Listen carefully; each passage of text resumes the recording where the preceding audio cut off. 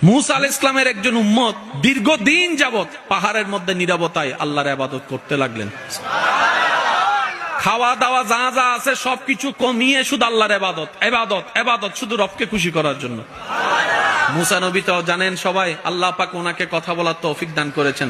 মুসা নবীকে আল্লাহ পাক বললেন, ও মুসা, অমুক পাহাড়ে যাও, দীর্ঘদিন যাবত আমার একজন বান্দা তোমার উম্মত আমাকে রাজি করার জন্য দিনের পর দিন রাতের পর রাত জেগে জেগে শুধু ইবাদত করতেই আছে, ইবাদত করতেই আছে, নামাজ পড়তেই আছে, সিজদা দিতেই আছে। তুমি একটু আমার পক্ষ থেকে তার কাছে যাও, তাকে গিয়ে বলো তার এতদিনের করা চেষ্টা ইবাদত, এক সেকেন্ডের ইবাদতও আমি আল্লাহ কবুল করি নাই।